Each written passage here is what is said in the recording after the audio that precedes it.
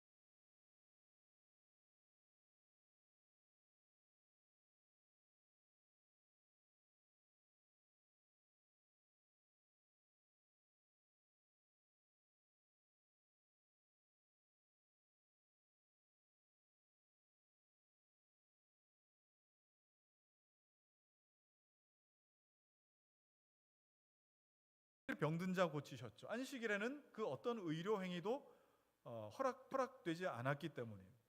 그리고 어디 그뿐이겠습니까? 부정하게 여기는 사람이 죽어 들어가는 그 관에다가 예수님 손을 대시기도 했어요.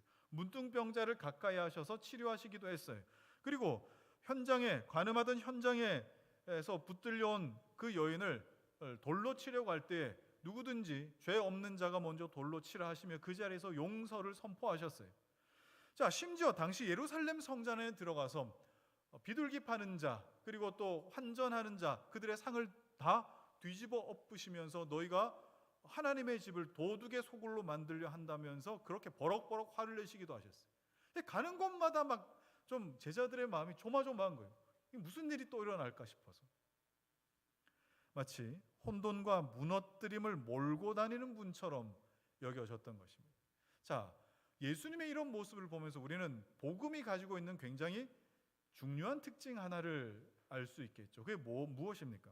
그것은 바로 복음은 항상 죄 많은 인간의 눈에는 충격적인 것으로 드러나기도 하고, 또는 혼돈스러운 것, 무너뜨리는 것을 야기시키는 어떤 것으로밖에 이해가 안 된다는 겁니다. 메시아로 오신 분의 십자가형, 굉장히 충격적인 사건이었습니다. 왜냐하면 이스라엘 백성들 안에서는 메시아는 영원히 존재하는 분이어야 되기 때문에.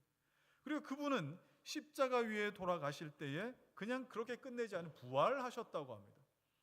그러니까 예수 그리스도의 오심과 십자가의 죽으심과 부활하심과 승천하심까지 그 어느 것도 예측이 불가능한 굉장히 혼돈스럽고 또 혼란스러운 그런 사건의 연속이었어요. 그래서 여러분, 이것을 복음이라고 부를 수 있어요.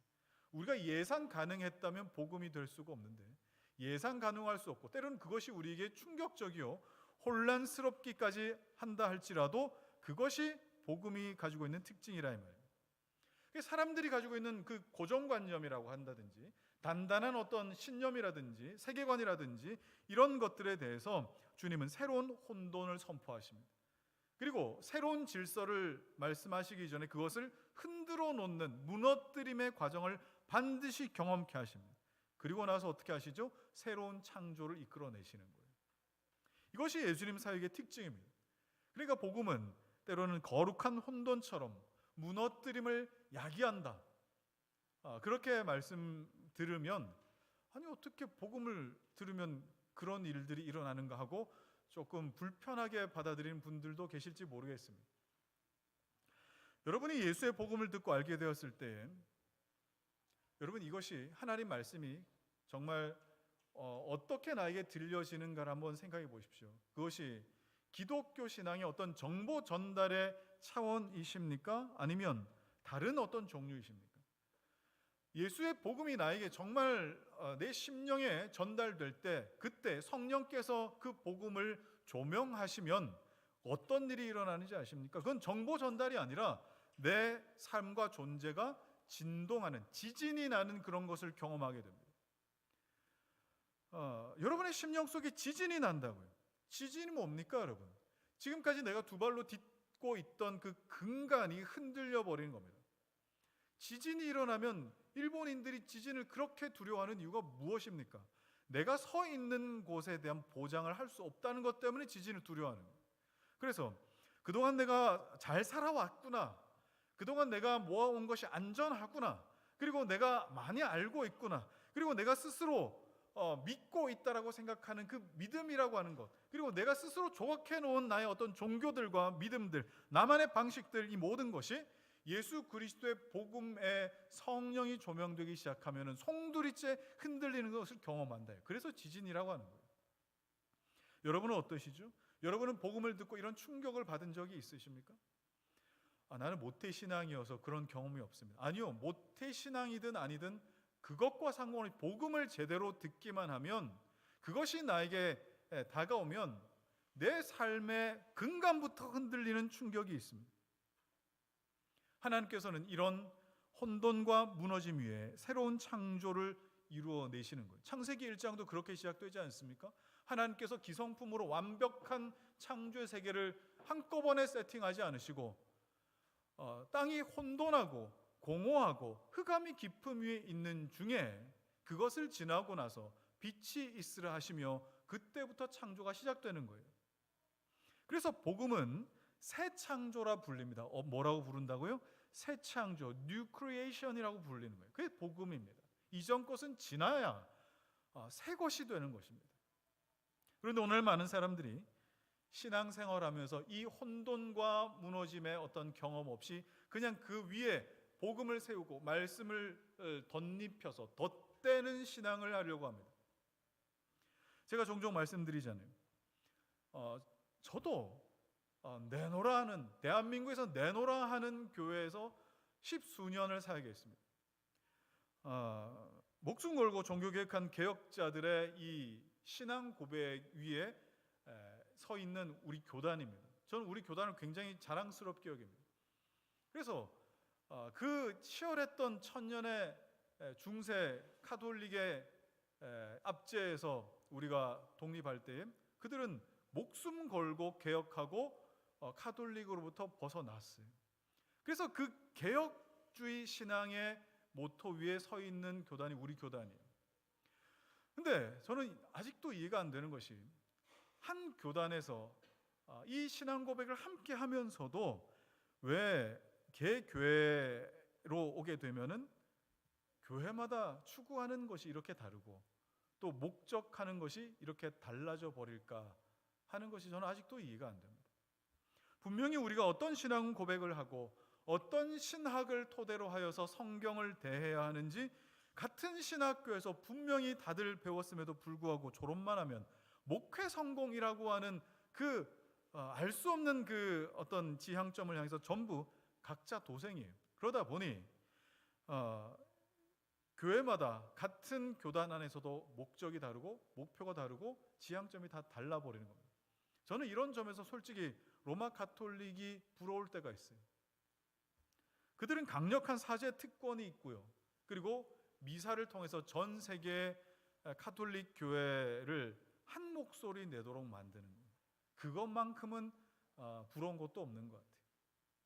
제가 여러분들께 종종 말씀드리는 것은, 여러분이 이전에 어떤 삶을 사셨든 어떤 신앙의 이력을 그려오셨든 그리고 어떤 신앙생활로 그것이 나에게 익숙함이 되든 여러분이 당연히 이건 옳다라고 생각하는 그 모든 것들 위에 여러분 그대로 뭔가를 쌓으려고 하지 마시고 덧대려고 하지 마시고, 깨져야 할 건 반드시 깨트리시고 무너져야 할 건 무너지시고 둘러 엎으셔야 할 건 엎으신 이후에 신앙의 주춧돌을 새롭게 놓으시기를 바랍니다. 저에게는 아직도 우리 교회 여러분들 성도들에게 가르쳐야 할 내용이 많습니다. 많이 있습니다. 지금 2년 동안 제자훈련 받고 있는 지체들을 보면 공통점이 생겨나고 있어요. 물론 모두가 그렇지는 않아 보입니다. 제자들 대부분은 이제 그냥 편안하게 누군가의 간증을 듣거나 누군가의 설교를 듣지 않습니다. 만약 듣는다 해도 예전처럼 들리지 않습니다. 왜 그러느냐? 지금 듣고 배워온 것 때문에 혼돈과 무너짐의 시간을 계속 진행해 가고 있기 때문에 그렇습니다. 물론 제자훈련 받으면서도 고집스러운 그 내 생각이 있거든요. 내가 쓰고 있는 그 언어가 어휘가 바뀌지 않는 사람도 있거든요. 그만큼 사람이 잘 안 바뀐다는 것이겠죠. 그러나 여러분, 적어도 예수로 사는 교회 성도가 되기를 원한다라고 하는 것이 여러분 어떤 의미인지 잘 생각해 보셨으면 좋겠습니다. 예수로 사는 교회 성도가 되기를 원한다라고 하는 것은 정말 부족하지만 하나님께서 이 교회를 목양하라고 맡기신 이 한 목사에게 여러분의 신앙을 맡기고 의탁하고 양육받고 훈련받겠노라라고 하는 그런 고백 아니겠습니까? 또 다른 말로 표현하자면 그렇다면 내가 내 방식대로 내가 믿고 싶은 대로 믿고 신앙생활을 하는 것이 아니라 하나님께서 가르치신 대로 성경에서 말씀하시는 대로 내가 하겠노라라는 말이기도 하지 않습니까? 그래서 저는 그런 책임이 있어서 나중에 그 마지막 날 하나님 앞에 섰을 때 저는 훨씬 더 여러분들보다 훨씬 더 많은 심판을 받게 될 사람이겠죠. 여러분이 교회에서 양육을 받거나 훈련을 받는다라고 한다면 우리 교회에서 뭐 새가족 교육도 하고 또 뭐 세례 교육도 하고 제자 훈련도 하고 또 때가 되면은 뭐 어떤 또 강좌도 열고 이렇게 하게 되면은 자꾸 망설여지는 이유가 뭡니까? 시간을 내가 들여야 될 것 같고 그리고 내가 또 헌신해야 되고 내 삶이 더 힘들어질 것 같고 그리고 또 내가 감수해야 될 것들이 더 많아질까 봐 그런 거잖아요. 표면적인 이유는 그렇습니다만 근본적인 이유가 뭘까요? 그 근본적인 이유는 내가 기존에 가지고 있었던 내 방식이 있어요. 내 몸에 지금 맞는 게 있어요. 기존에 갖고 있던 내 우상들, 고정관념들, 내 방식대로의 신앙생활들이 혼돈과 무너짐의 경험을 할까 봐 두려운 거예요. 하나님께서는 십계명을 어떻게 시작하셨어요? 출애굽기 20장 3절에 너는 나 외에 다른 신들을 내게 두지 말라고 하셨습니다. 하나님께서 말씀하신 것 말고는 다른 방법을 내세우지 말라고 하시는 거예요. 여러분 반드시 기억하십시오. 여러분이 신앙생활 하실 때 하나님께서 요구하신 것을 제외한 모든 것이 다 무너지고 그리고 엎어질 때에 비로소 그 위에 금보다 귀한 믿음이 세워질 수 있다는 것을 성경은 곳곳에서 증거하고 있습니다. 그렇지 않으면 사람은 끊임없이 내 귀에 좋은 것, 또 내 눈에 좋은 것을 다 덧붙여 가려고만 합니다.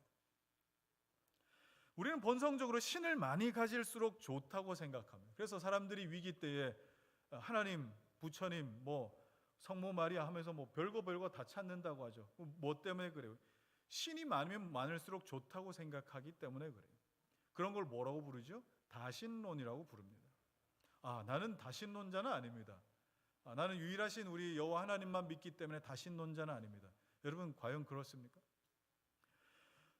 여러분이 우리 교회 안에서 듣고 배우고 양육받는 것, 그것이 때로는 부담스럽고 때로는 어렵게 느껴져서 그 대신 캐주얼하게, 좀 더 캐주얼하게 그냥 쉽게 들을 만한 것들을 더 많이 듣고 알면 내 신앙이 유지되거나 더 좋아질 거다라고 그렇게 생각하지 않으십니까? 덜 하는 것, 안 하는 것보다 그렇게라도 하는 것이 더 합리적이고 지적으로 내가 더해지는 것이다. 그러면 신앙에 유익함이 있을 것이다라고 여기지 않습니까? 여러분 그게 다신론이라고요. 여러분 신앙은 섞이면 섞일수록 변질됩니다. 반드시 기억하십시오. 신앙은 섞이면 섞일수록 변질된다.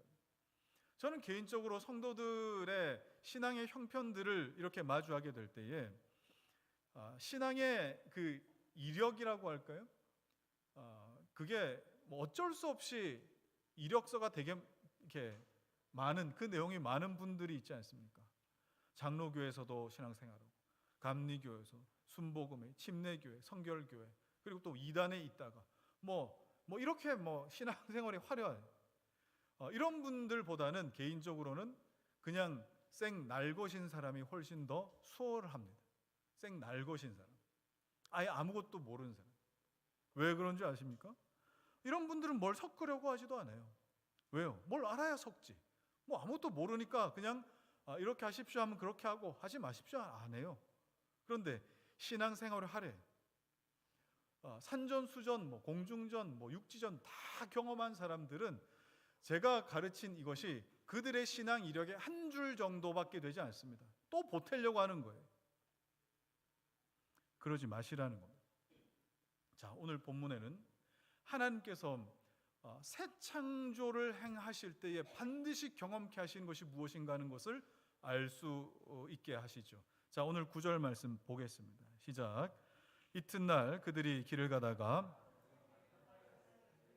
베드로가 기도하려고 지붕에 올라가니 그 시각은 제 6시더라. 지금 누가가 밝히고자 하는 것이 있습니다. 우리가 앞서 봤지만 지난 본문 3절에서도 고넬료가 하나님의 사자를 대면했을 때에 그때 제 9시 기도 시간이었습니다. 그리고 이튿날 베드로가 환상을 보게 된 그때도 제 6시 기도 시간이었습니다. 자, 그러니까 공이 이 두 사건 모두 기도가 공통 분모처럼 작용하고 있다는 걸 아셔야 돼요. 자, 여러분, 기도하지 않고 하나님의 때를 기다리는 것만큼 어리석은 사람이 없습니다. 어차피 하나님께서 행하실 일, 하나님이 뜻하신 것 어차피 하나님 하실 거니까 될 대로 되라지, 하나님께서 알아서 하시겠지. 이걸 뭐라고 부르죠? 이걸 운명론이라고 부른다고요. 기독교 운명론자들이 얼마나 많은지 모릅니다. 특히 보수적인 신학을 가지고 있는 사람들 중에. 그런데 정말 기도하지 않는데도 내 마음에 원하는 것이 이루어지는 경우들이 있어요. 그건 여러분이 기도하지 않아도 하나님 뜻하신 바기 때문에 이루시는 것이 아니라 다른 누군가가, 여러분이 기도하지 않아도 다른 누군가가 기도했기 때문에 하나님 이루시는 것뿐이지 내가 기도하지 않아도 된다는 뜻은 아닙니다. 여러분, 내가 하나님의 선한 계획과 작정 안에 있음을 어떻게 확인하시죠? 그것은 반드시 하나님께서 자기 백성들을 기도의 자리로 초청하셔서 하나님의 뜻으로 나의 뜻을 초청하여 거기에 맞게끔 하시는 것을 볼 때 확인할 수 있습니다. 그래서 처음에는 내 뜻을 가지고 하나님 앞에 나와 기도하다가도 하나님의 나라와 의를 구하는 중에 하나님, 나의 뜻대로 마시고 아버지의 뜻대로 되기를 원합니다 라고 기도하면서 하나님의 뜻이 이렇게 펼쳐지는구나를 반복하고 구하고 찾고 두드리는 것으로 말미암아 확인해 가는 것이죠. 왜 그렇습니까? 아니, 하나님 백성들을 하나님께서 그렇게 하나님 일에 동참시키도록 하나님은 작정하셨어요. 하나님이 그렇게 작정하셨기 때문에 주의 백성들은 기도를 통하여 하나님의 일에 동참하게 되는 것입니다. 자, 그런데 오늘 사도행전 10장에 나오는 그 고넬료와 베드로의 이 두 기도의 모습을 보면은 저는 개인적으로 이 베드로의 기도가 훨씬 더 흥미롭습니다. 왜 그러냐? 고넬료의 기도의 모습은 진짜 모범생 같은 기도 모습이에요. 모범생이에요. 사도행전 10장 2절에 누가는 고넬료가 기도하는 모습을 이렇게 표현했습니다. 하나님께 항상 기도하더니. 자, 여기서 항상이라고 번역한 헬라어가 디아판토스라고 하는 말인데 이것은 regularly라고 하는 말입니다. 그러니까 그 다음 것이 예측되는 부사인 거예요. 그동안 쭉 이렇게 규칙대로 해왔으니까 그 다음 것도 예측이 되는 말, 디아판토스. 그러면 고넬료의 기도 시간은 정확한 시간과 정확한 횟수와 장소가 딱딱 정해져 있었다라는 뜻입니다. 어떻게 보면 경건한 유대인들의 기도의 전통에 따라서 고넬료가 기도했다는 겁니다. 경건한 유대인들의 기도의 전통은 오전 9시, 정오 12시, 그리고 오후 3시 하루에 3번 딱딱 기도의 시간에 맞춰서 기도를 했거든요. 고넬료가 그랬다는 뜻입니다. 근데 반면에 베드로는 안 그래요. 베드로는 기도하는 게 좀 들쭉날쭉한 겁니다. 그러면 기도하고 싶을 때 하고 안 하고 싶을 때 안 하고 이랬던가? 베드로가 그랬다는 뜻은 아닙니다. 사도행전 2장에 오순절 성령 강림이 있었을 때에 베드로와 120명의 성도들이 모인 그때 누가가 이렇게 기록하고 있어요. 그때 시간이 몇 시인가를 기록하고 있어요. 사도행전 2장 15절입니다. 시작. 때가 제3시니 너희 생각과 같이 이 사람들이 취한 것이 아니라 제3시는 오전 9시를 뜻해요. 그러니까 마가 다락방에 성령의 오순절 성령 강림이 있을 때는 바로 유대인들이 오전 9시 기도 시간을 지키는 중에 성령께서 임하셨다는 뜻이 됩니다. 그리고 베드로와 요한이 성전에 기도하러 올라가다가 성전 미문에 앉아있던 구걸하는 사람을 만나서 일으켜 세운 사건이 있었죠. 자, 그때도 시간이 나옵니다. 자, 3장 1절 말씀 읽겠습니다. 시작. 제9시 기도 시간에 베드로와 요한이 성전에 올라갈새. 제9시 곧 오후 3시를 가리킵니다. 베드로와 요한이 아침과 정오 그 기도 시간에도 성전에 올라갔다라고 한다면 이 성전 미문에 앉아서 구걸하던 사람을 이미 보았을 겁니다. 이미 만났을 거라고요. 왜냐하면 성전에 들어가는 사람들에게 구걸하는 사람이기 때문에 하루 중 가장 첫 기도 시간인 오전 9시 이전에 이 사람 구걸하는 사람은 출근해야 되는 거예요. 성전 미문에 출근해가지고 첫 시간부터 구걸을 하고 있어야 되지 않겠습니까? 그러나 베드로와 요한은 오후 3시 기도 시간에 그를 처음 만났고 그를 보고 나사렛 예수 그리스도의 이름으로 일어나 걷게 하였던 겁니다. 그러니까 베드로와 요한은 오전에 기도할 때도 오후에 기도할 때도 있었다 하는 것을 알 수 있겠죠. 늘 3번을 꼭 지키며 했던 것은 아니었던 거예요. 그럴 때도 있고 저럴 때도 있었다는. 그리고 오늘 본문에 베드로는 제6시에 기도했습니다. 정오 시간입니다. 자, 그러면 우리는 뭘 발견합니까? 당시에 다른 기독교인들은 몰라도 적어도 베드로만큼은 오전에 기도할 때도 있었고 종오에 오후에 기도할 때도 있었다 하는 걸 알 수가 있겠죠. 그러면 그의 기도의 습관은 유대인들의 그 하루 3번의 전통과 습관에 딱딱 맞춰 있지 않고 상당히 자유분방했던 겁니다. 그럼 경건한 유대인들이 봤을 때는 어떻게 생각했을까? 뭐 저래 저거? 예수님의 사도라고 하는 자가 뭐 하고 싶을 때 저렇게 하는 걸까? 이렇게 생각을 했을 거예요. 그런데 예수님의 기도의 모습이나 패턴을 봐도 비슷합니다. 자, 예수님께서 유대인의 하루 3번 기도에 항상 참여하셨다라는 기록이 없어요. 특별히 예수님께서 제자들을 세우기 직전에는 어떻게 하셨느냐? 누가복음 6장 12절에 보니까 밤이 새도록 기도하시고 그 다음에 어떻게 해요? 제자들을 세우셨습니다. 자, 그리고 마가복음 1장 35절에 새벽에 날이 아직 밝기도 전에 새벽에 기도하시고 한적한 곳에 나가 기도하셨던 때도 있었다. 그리고 저녁에 겟세마네 동산에 들어가실 때는 습관을 따라서 기도하러 가셨는데 제자들도 따라갔다. 이렇게 기록하고 있어요. 자, 그러면 예수님의 기도는 어땠습니까? 예수님은 주로 저녁에 기도하는 습관을 가지고 계셨어요. 그래서 습관을 따라서 저녁에 겟세마네로 들어가 기도하셨고 제자들을 세울 때는 밤새도록 기도하면서 사람을 세우셨어요. 그리고 사역이 너무나 분주하고 바쁠 때는 새벽 일찍 일어나서 기도 시간을 확보하셨습니다. 그러니까 예수님이 유대인들의 기도의 습관을 따라서 기도했다라고 하는 흔적이 없는 거예요. 전통 유대인이었던 베드로는 이 유대인의 3번 기도에 굉장히 익숙한 사람이었을 텐데 예수님의 이 기도하시는 모습을 보면서 그도 배웠겠죠. 기도는 무엇이고 어떻게 하는 것이다. 규칙처럼 정한 시간이 아니라 스스로 하나님께 더 집중할 수 있는 시간을 확보해서 기도했던 것입니다. 여러분, 우리 교회는 새벽 기도회가 없습니다. 새벽 기도를 안 하면 이상한 교회, 능력 없는 날라리 같은 그런 교회입니까? 저는 주변 목사님들께 우리 교회는 새벽 기도가 없는 그런 교회고 저는 날라리 목사입니다. 그렇게 이야기를 하지만 저는 그렇게 생각하지 않습니다. 물론 새벽에 기도하는 것의 유익함은 분명합니다.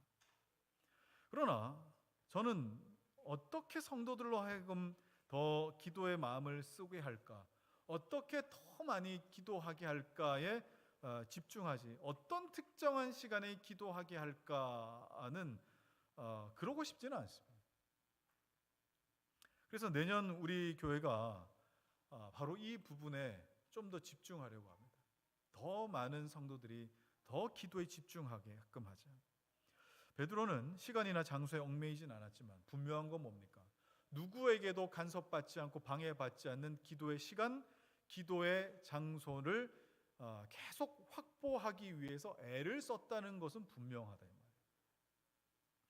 그것이 다 함께 기도하는 시간이든, 그죠? 120명의 성도들과 다 함께 기도하는 시간이든지 아니면 요한과 더불어서 딱 둘만 성전에 올라서 기도하는 것이든지 아니면 그냥 홀로 지붕에 올라가서 옥상에 올라가서 혼자 기도하는 시간이든지 그것과 어떤 모양과 방법과 스타일과는 상관없이 반드시 뭐예요? 기도를 사수했다는 것이 중요합니다. 바울 역시 유럽으로 선교하러 갈 때에 가장 먼저 했던 일이 뭡니까?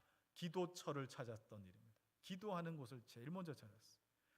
우리에게 여러분 이렇게 예배하고 기도할 수 있는 처소가 따로 구별되어 있다는 것은 얼마나 유익한 일인지 모릅니다. 만약에 우리가 이 장소를 구하지 못하고 저희 집에서 만약에 예배를 드려야 됐다. 그러면 여러분이 기도하고 싶어서 예배당에 나와서 홀로 기도하고 싶을 때 저희 집에 올 수 있으시겠어요? 저녁에 목사님 저 기도 좀 해야 될 때 방 좀 빼주십시오. 새벽마다 문을 두드리고 목사님 그만 일어나십시오. 이제 기도해야 될 때면 이러실 수 있긴 어렵잖아요. 여러분 이 예배당은 여러분이 기도하기 위하여 준비된 예비된 곳입니다. 내 집은 만민이 기도하는 집이라 하였습니다. 언제든 열려 있습니다. 추우면 히터 틀어놔도 됩니다. 더우면 에어컨 켜도 됩니다. 혼자 기도하기 뭐하면은 같이 오셔도 됩니다. 다만 우리 본성이 게으르기 때문에 시간과 장소를 특정하지 않으면 항상 마음이 분산되어서 기도하기 어려워한다라는 것이 문제인 것이죠. 그래서 칼빈도 뭐라고 했습니까? 기도의 시간과 장소에 신경 써야 하는 것은 우리 연약함을 보조할 처방이다 그랬어요. 이 우리 연약함 때문에 장소와 이 시간을 따로 구별하는 것이죠. 여러분이 가정에서 기도할 수 있습니다. 충분히 할 수 있습니다. 그러나 자신의 경건을 더 세우기 위해서라면 가급적이면 예배당에서 기도하는 것을 권해드립니다.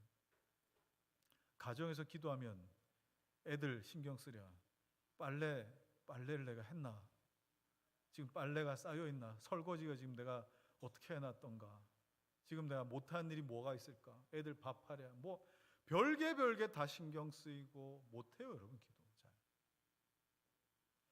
그래서 굳이 불편을 감수하면서 우리가 예배당에 나와서 기도하는 것이죠.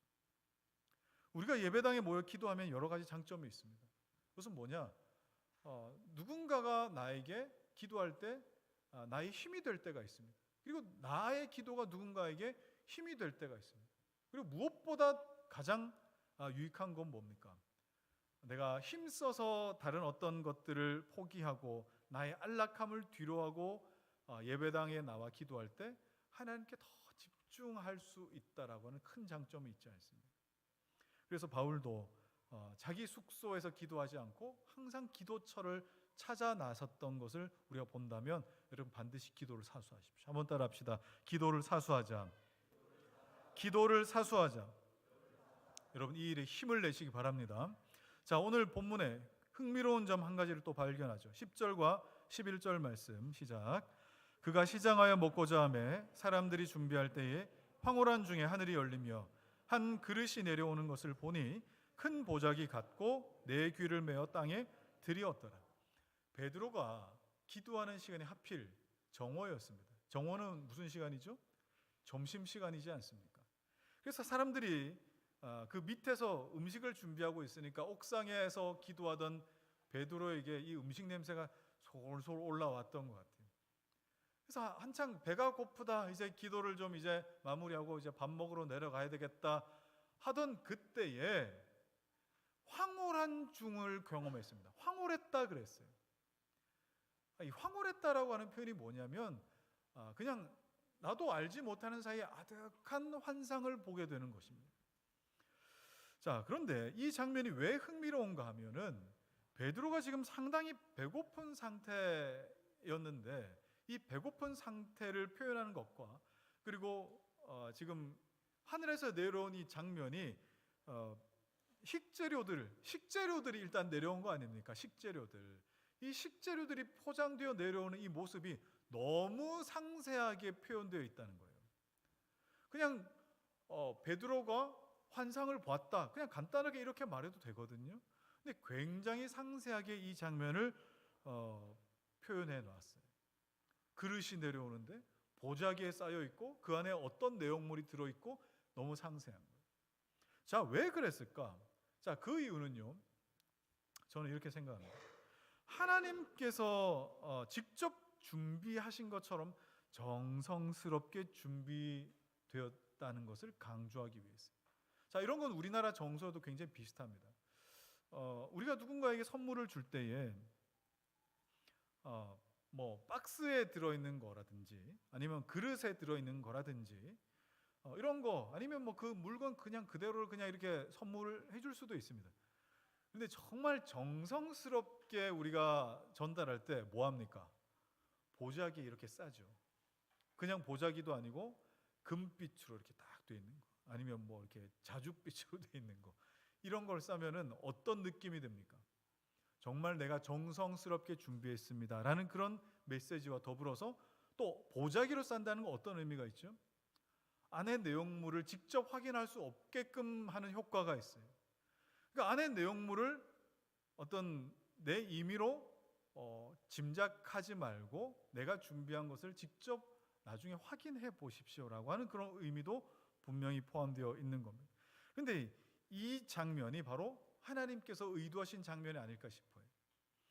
자, 그러면 거기 담긴 음식이 뭐냐? 12절에 보니까 땅에 있는 각종 네 발 가진 짐승과 기는 것과 공중에 나는 것들이라고 했습니다. 하늘에서 음성이 들립니다. 베드로야, 잡아먹어라. 배고픈 베드로에게 먹으라고 하셨어요. 자, 그때 베드로는 거절합니다. 어떤 이유 때문에요? 내가 속되고 깨끗하지 않은 것을 먹을 수 없습니다 라고 그렇게 말을 했던 것입니다. 먹어라, 못 먹습니다. 먹어라, 못 먹습니다. 이걸 이제 3번 반복한 이후에 환상이 사라져요. 베드로가 이 환상 이후에 어떤 생각을 합니까? 도대체 무슨 환상일까 이게? 어리둥절했어요. 자, 왜 그렇습니까? 분명히 내가 알고 있는 것과 다른 내용으로 환상이 보였기 때문에. 그런데 이 환상이 갖고 있는 의미가 무엇인가를 우리가 묻기 전에 이런 질문부터 한번 해보시죠. 왜 하필 베드로가 배고파하는, 굉장히 시장했다고 표현하는데 배고파하는 그 시점에 하나님은 먹는 것에 대한 환상을 보여주셨을까 하는 말입니다. 그리고 왜 또 먹으라 하셨을까? 왜 먹는 것일까? 성경에서 하나님 앞에서 먹어라 라고 말씀하신 걸 여러분 본 적이 있으세요? 하나님 앞에서 먹을 수 있는 경우가 여러분 있는 거 보신 적 있으십니까? 그렇게 흔치 않습니다. 그런데 유일하게 딱 한 부분이 나오죠. 하나님 앞에서 먹을 수 있는 그 장면, 뭡니까? 바로 이스라엘의 여러 제사 중에 하나인 화목제가 그렇습니다. 이스라엘에 여러 제사가 있는데 가장 대표적인 제사는 바로 번제죠. 번제는 내 죄에 대한 문제를 해결할 때에 하나님 앞에 짐승을 다 태워드리는 그런 제사를 번제라고 합니다. 죄의 문제, 하나님과의 관계에 대한 문제입니다. 그리고 이 번제를 드린 사람만 화목제를 드릴 수 있어요. 하나님과의 관계가 회복되었다라는 이 증거로 화목제를 드릴 수 있는데, 이 번제의 어떤 제물은 먹을 수가 없어요. 완전히 다 태워야 되기 때문에. 그런데 화목제는 달라요. 화목제는 제사를 드리는 그 제사자의 그 제물을 제사장도 먹고 제사자도 먹고 제사자의 예배자의 가족들도 함께 먹을 수 있는 특별한 제사입니다. 그럼 이 화목제는 어떻게 드리느냐? 번제는 거의 다 통째로 드려야 되는데 화목제는 거의 다 통째로 먹을 수 있습니다. 신기합니다. 거의 그 반대죠, 그죠? 화목제에 드리는 제물은 짐승의 기름, 지방 부분입니다. 지방을 따로 떼고, 그리고 콩팥의 껍풀입니다. 근막이라고 불리는 거예요. 굉장히 얇은 막만 이렇게 벗겨가지고 하나님께 태워드리고, 나머지 고기들은 다 어떻게 해요? 사람들이 먹을 수 있어요. 그 중에 이제 뒷다리와 가슴살 이런 것들은 제사장이 먹을 수 있는 권리가 있고, 나머지는 예배 드린 사람과 가족들이 이렇게 먹는 겁니다. 자, 그러니까 화목제의 주된 정서는 뭐겠어요? 기쁨과 감사와 찬양이겠죠. 이 화목제에도 종류가 3종류가 있어요. 감사제, 서원제, 낙헌제, 이런 이 화목제 종류가 있는데 그것이 어떠하기 전에 그 모든 것이 다 기본적 정서가 뭐예요? 기쁨과 감사와 찬양이라 말이에요. 자, 신명기 12장 6절과 7절 읽겠습니다. 시작. 너희의 번제와 너희의 제물과 너희의 11조와 너희 손의 거제와 너희의 서원제와 낙헌 예물과 너희 소와 양의 처음 난 것들을 너희는 그리로 가져다가 드리고, 거기 곧 너희의 하나님 여호와 앞에서 먹고 너희의 하나님 여호와께서 너희의 손으로 수고한 일에 복 주심으로 말미암아 너희와 너희의 가족이 즐거워할지니라. 정통 유대인이었던 베드로는 하나님께서 식재료를 주시면서 잡아 먹어라 라고 할 때에 본능적으로, 직감적으로 뭐에 대해 알 수 있었겠습니까? 화목제라는 걸 알 수 있었어요. 이건 모든 유대인들이 알 수 있는 부분이에요. 왜냐하면 하나님 앞에서 먹을 수 있는 것은 화목제밖에 없으니까. 자, 그러면 이 제물은 지금 이 음식, 식재료, 제물이죠. 이건 누가 준비한 겁니까?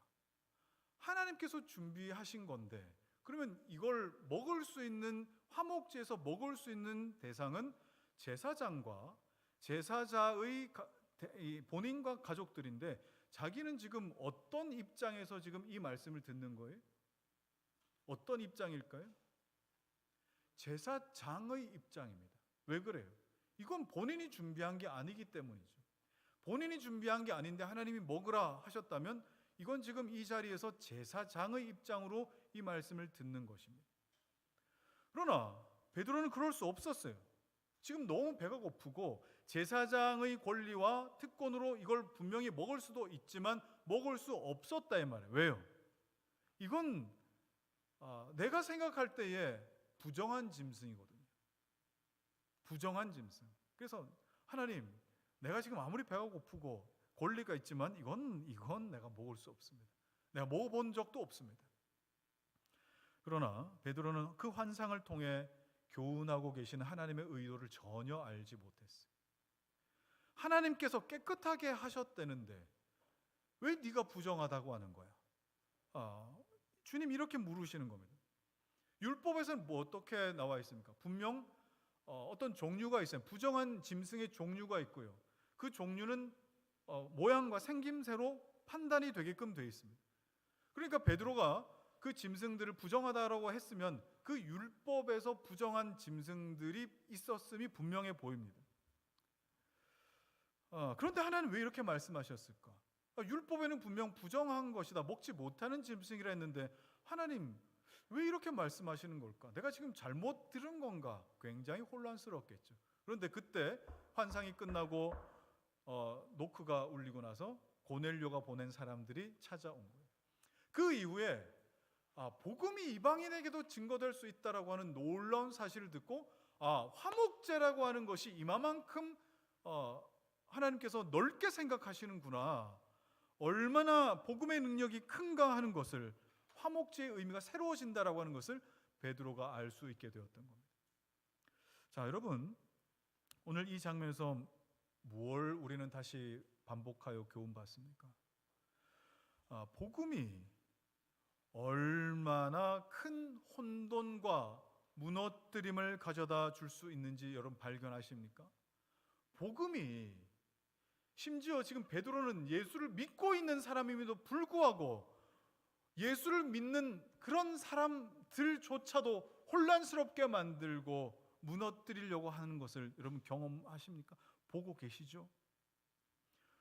복음이 왜 여러분을 흔들어 놔야 합니까?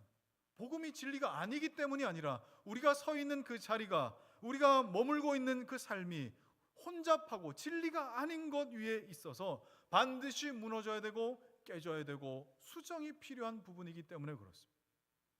예수를 믿고도 복음의 능력을 제한시키고 있는 사람이잖아요. 베드로가 지금 그러고 있잖아요. 반드시 깨져야만 했습니다. 그가 서 있는 기반이 모조리 다 무너져야만 했던 것이죠. 자, 이후 예루살렘 교회에 회의가 열렸습니다. 베드로가 보고했습니다. 이방인들에게 복음을 듣게 하시고 성령께서 임하셨다. 예루살렘 교회가 깜짝 놀라 다 뒤집어졌어요. 발칵 뒤집어졌어요. 어떻게 그런 일이 있을 수 있느냐고. 그러나 베드로가 이만저만한 일들로 설득을 하고 설명을 할 때에 교회는 거기에 자기 고집 부리지 않고 그들도 역시 깨지고 흔들렸어요. 하나님께서 이방인들에게도 생명 얻을 회개를 주셨다라고 그렇게 인정을 하고 그동안 견고했던 이방인들을 향한 담이 허물어지기 시작했던 겁니다. 자, 베드로와 예루살렘 교회를 구성하고 있던 그 유대인들은 이 혼돈을 경험해야만 했어요. 이 무너짐을 경험해야만 했어요. 이 뿌리 뽑힘이 경험되어야만 했었던 것입니다. 자, 그러면 여러분은 예배 때 하나님의 말씀을 듣고 설교를 통하여서 여러분 무엇을 경험하십니까? 설교를 듣고 난 이후에 어떤 혼돈 있을 수 있죠. 무너짐, 뿌리 뽑힘 이런 것 없이 여러분 그냥 왔다가 그냥 돌아간다면 여러분 이건 그냥 꽝친 거예요. 예배 때마다 우리 주 예수 그리스도 안에서 내 심령에 지진을 경험하고 그 무너진 그 이후에 하나님께서 새롭게 세우시는 보라 새 것이 되었도다 말씀하시는 새 창조를 여러분 경험하셔야 할 것입니다. 이것이 내 평생의 예배 때마다 끊임없이 일어날 수 있도록 여러분 평생의 기도 제목으로 삼으셔야 됩니다. 여러분은 어떠시죠? 지금 제가 전달하는 이 설교가 정보 전달처럼 들리십니까? 아니면은 지진처럼 다가오십니까? 정보로 듣는 것은 유튜브에 여러분 널리고 널렸습니다. 이 정보 차원의 습득이라고 한다면 지독하게 무너지지 않는, 바뀌지 않는 고집스러운 내 생각과 세계관과 내 관념과 나만의 어떤 믿는 방식과 종교 위에 또 하나를 보태는, 또 종교의 정보를 또 하나 얹어놔서 그림처럼 볼 수 있는 쓰레기 매립지에 온갖 것들이 그냥 이유 없이, 질서도 없이 그냥 산더미처럼 쌓여 있는 것에 지나지 않습니다. 복음은 지금까지 이 세상의 법과 질서 속에 아무렇지도 않게 생각했던 모든 것들을 깨트리십니다. 반드시 무너뜨리십니다. 그래서 때로는 나에게 그 창조 때에 공허하고 혼돈하여서 흑암이 깊음 위에 정말 내 주변에 아무것도 없는 것처럼 느끼게 만들 때도 있으십니다. 어떻게 해야 될까? 그러면 이제 새로운 창조를 준비시키는 것입니다. 이 도전과 여러분 충격을 받는 성도들은 사실 당황스럽죠. 굉장히 당황스럽죠. 이것이 신앙이란 말인가? 이것이 믿는 것이란 말인가? 이 정도까지 해야 되었단 말인가? 이 정도일 줄 몰랐다는 거죠. 베드로가 지금 경험하는 게 뭐예요? 이 정도일 줄은 몰랐다는 거 아닙니까? 그동안 옳다고 배웠던 것, 맞다고 여겼던 것, 그래도 지금 성령 받았고, 베드로 그죠? 예수 믿고 성령 받았고, 이게 그냥 계속 지속될 거라고만 생각했던 그런 것들이 부정당할 때 베드로 뭐라고 고백합니까? 주여, 그럴 수 없나이다. 부정하지 않습니까? 우리는 수십 년 동안 교회 생활하면서 당연하다 여겼던 그 많은 관습들이 있습니다. 종교적인 생각의 방향들이 있습니다. 패턴이 이렇게 자리 잡고 있습니다. 얼마 전에 저희 부부가 교통사고 나가지고 멀쩡하던 차가 폐차가 될 정도로 사고 났거든요. 그랬더니 어떤 이제 목사님이 이 소식을 듣고 이제 전화 오셨어요. 목사님 이만저만 해서 참 다행입니다 하면서 이제 그런 얘기를 하시다가 이런 말씀하시더군요. 목사님 이제 예수로 사는 교회가 크게 부흥할 건가 봅니다. 그러니까 액땜했다고 치세요 그러더라고요. 이제 크게 부흥이 되려고 하다 보니 목사님 이제 이런 일을 당하신 겁니다. 액땜했다고 치라고. 아니 목사님이 어떻게 그런 말씀을 하실 수 있나요? 그런데 여러분 이렇게 우리가 살아가면서 어떤 일을 겪으면 나름 좋은 의미로 해석하려고 하는 이런 것, 어떤 좋은 의미를 부여하려고 하는 것, 이게 여러분 이상하게 내 몸에 배어 있지 않습니까?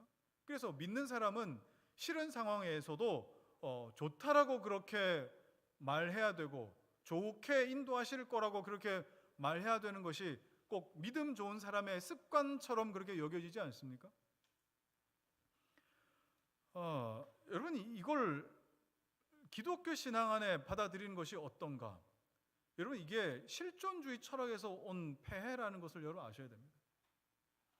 긍정적으로 말해야 되고 긍정적으로 생각해야 잘 된다라고 하는 이것이 기독교 신앙 안에 버젓이 들어와 있음에도 불구하고 아무렇지도 않게 그래야 된다고 생각해요. 만약 그렇다면 구약에서 쓴소리하고 온갖 저주를 퍼부었던 선지자들은 다 저주받은 사람들이에요.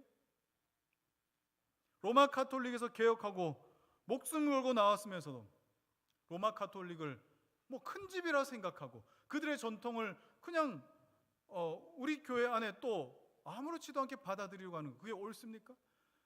그리고 하나님께서 이스라엘 백성들에게 그렇게 자폰에 대해서 금하셨던 것을 안다면 지금 우리나라 미신적인 어떤 모습들과 기독교 신앙을 묘하게 이렇게 겹쳐놔서 그렇게 믿고 따르는 것이 옳습니까? 여러분, 이런 것들이 얼마나 많은지 몰라요. 여러분, 그만하십시오.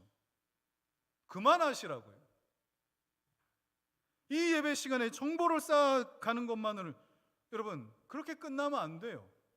송두리째 흔들려야 되고, 이게 맞나 싶을 만큼 막 두려워 떨어야 되고, 하나님 앞에 정말 혼돈과 공허함과 무너뜨림을 경험할 때 그 위에 하나님 새로운 것들을 쌓아가시는, 이전 것은 지나갔으니 보라 새 것이 되었다 말씀하시는 은혜가 있는 거예요. 북한 사람들이 탈북을 결심하는 이유가 뭔지 아십니까? 북한 사람들이 태어날 때부터 이들은, 남조선 인민들은 다 너무 거지들밖에 없어가지고 다 다리 밑에 움막 짓고 산다고 생각해. 사과 박스에다가 애를 낳고 거기다가 키워간다고 생각해. 병원비가 없어가지고 병원도 못 가고 다 죽는 줄 알아요. 굶어서 죽고 그렇게 다 그런 줄 알아요. 그래도 우리는 뭐 고난의 행군이라 불리는 이거 뭐 몇 년 정도 감당하는 거, 이거 남조선 인민들보다 태어나면서 죽을 때까지 그렇게 죽는 것보다 우리가 더 낫다고 생각하면서 삽니다. 그렇게 북한 사람들은 태어나서 인권도 없이 철저하게 독재자와 그 체제를 위해 살면서도 마땅히 이렇게 사는 것이 옳다고 여기며 삽니다. 그런데 그들에게 자유를 주는 방법이 뭘 것 같습니까? 이건 탈북자들이 한 얘기입니다. 그들에게 자유를 주는 방법은 그것이 전부 거짓이라는 걸 알게 해주면 된다는 거예요. 그것이 다 만들어낸 허구라는 것을 알게 해주면 되고, 당신들이 알고 있는 그것이 가짜라는 걸 알려주면 된다는 거예요. 이것을 알면 그들이 자연스럽게 누가 시키지 않아도 자유와 행복을 찾아서 일어난다. 그 체제가 자연스럽게 붕괴될 것이다 라고 탈북자들은 이야기합니다. 지금까지 나는 가장 행복한 나라, 가장 옳다고 여기는 자리, 행복한 인생을 살고 있다 생각했어. 때로는 좀 못 먹고, 때로는 좀 굶을 때도 있지만, 다리 밑에 움막 짓고 사과박스에다가 애 낳고 사는 그런 남조선 사람들보다 훨씬 행복하다고 생각한 거예요. 그런데 우리나라의 드라마 한 편이 들어가 보십시오. 우리나라 방송하는 게 짧게라도 송출되어 보십시오. 어떤 일이 일어날까? 그냥 남한에서 일어나는 정보를 쌓아가는 차원으로 여러분 끝날 것 같습니까? 그런 사람들도 있겠죠. 그러나 제대로 생각이 박힌 사람들이라면은 아무런 일도 일어나지 않고 그냥 살아가겠어요? 아닙니다. 지진이 일어나죠. 그들 안에 금이 가는 거예요. 지금까지 내가 살아온 인생이 뭘까? 지금까지 내가 들어왔던 건 뭘까? 지금까지 내가 알고 있었던 건 도대체 뭐였을까? 하고 지진이 일어나고 금 가고 어떻게 살아가야 하는가 묻기 시작하는 거예요. 그렇게 목숨 걸고 탈북합니다. 그런데 왜 우리는 예배드리면서 탈북할 생각을 안 하죠? 그런데 왜 우리는 하나님 말씀, 살아계신 하나님 말씀 들으면서 탈북을 결심하지 않죠? 왜 목숨을 걸고 탈북자들처럼 이렇게 하나님 말씀을 듣고 뛰쳐나갈 생각을 하질 않죠? 설교를 통해 여러분 얻고자 하는 게 도대체 무엇입니까? 성경의 정보이십니까? 아닙니다. 내 안에 지진이 일어나요. 막 금이 가는 거예요. 하나님의 몰아붙임 때문에 막 내 안에 뜨거움이 막 생기는 거예요. 말씀을 듣고 있으면서도 그건 가짜일 거야. 나는 여기가 좋고 이런 삶이 좋다라고 한다면 아무런 일도 일어나지 않습니다. 예수를 사는 성도 여러분, 신앙생활하면서 여러분의 혼돈 그리고 무너짐의 연속을 두려워하지 마십시오. 오히려 그래야만 합니다. 우리 개혁된 교회는 날마다 개혁되어야 된다고 그렇게 우리는 믿고 고백합니다. 날마다 회개의 연속이어야 합니다. 이것이 바로 성경이 우리에게 가르치고 있는 바. 때로는 그것을 위하여 우리를 광야로 내보내신다 할지라도, 그 광야 가운데서 내 삶의 근간을 무너뜨린다 할지라도 하나님께서 새로운 것을 창조하시며 광야의 길을 내시는구나 하고 여러분 기대하셔도 좋습니다. 이런 일들이 우리의 평생에 가득하시기를 주의 이름으로 축원합니다. 이 시간 우리 한번 찬양하실까요? 주님 앞에 찬양할 때 오늘 이 찬양 잘 모르는 분들이 있다 할지라도 오늘 이 찬양의 가사를 오늘 나의 고백처럼 여기면서 하나님 일하심을 기대하십시오. 왜 나를 깊은 어둠 속에 홀로 두시는지, 어두운 밤은 왜 그리 길었는지, 나를 고독하게 나를 낮아지게 세상 어디도 기댈 곳이 없게 하셨네.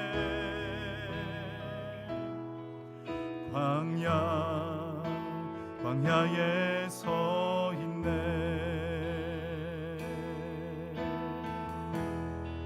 주님만 내 도움이 되시오. 주님만 내 도움이 되시고 주님만 내 빛이 되시는, 주님만 내 친구 되시는 광야. 주님 손 놓고는 한 하루도 살 수 없는 곳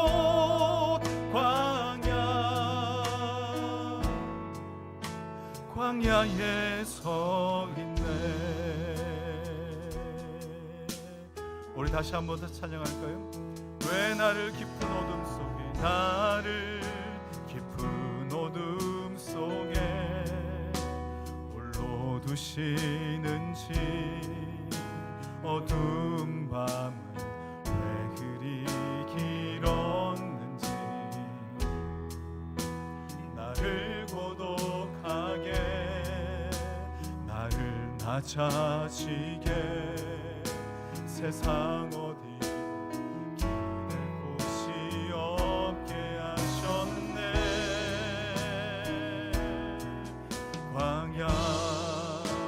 광야에 서 있네.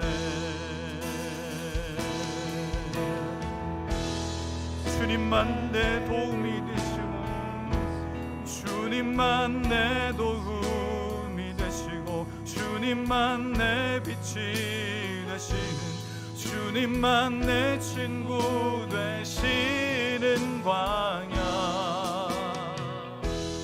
주님 손 놓고는 한 하루도 살 수 없는 곳 광야.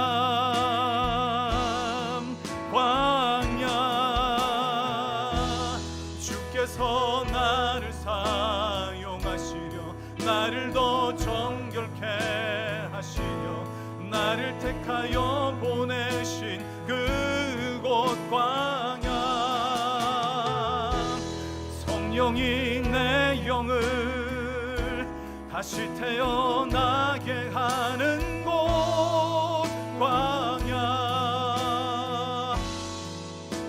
광야에 서 있네.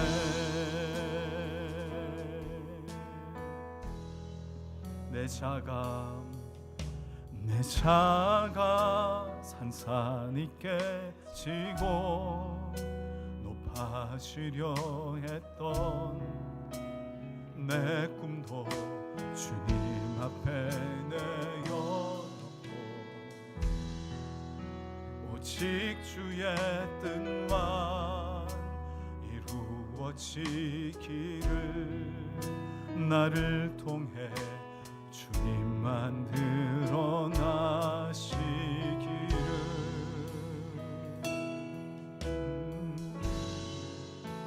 광야를 지나며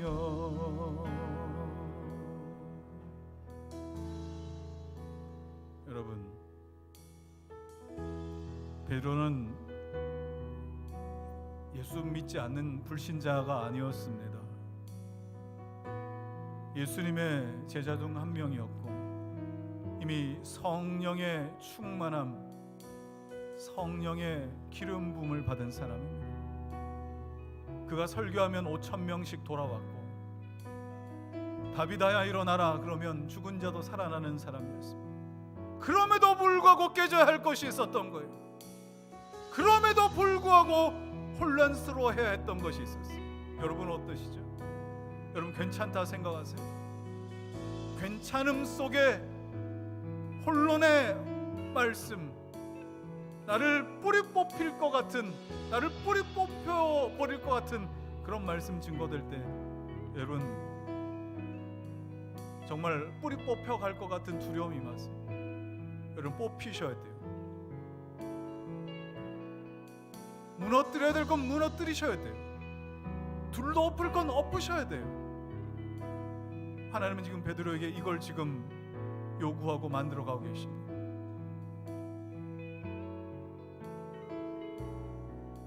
여러분 그 일이 나에게 있기를 주저하지 마시고 기뻐하십시오. 기대하십시오. 하나님 나에게 광야의 길을 내려 하시는구나. 무너짐 속에 새로운 것을 세우려 하시는구나.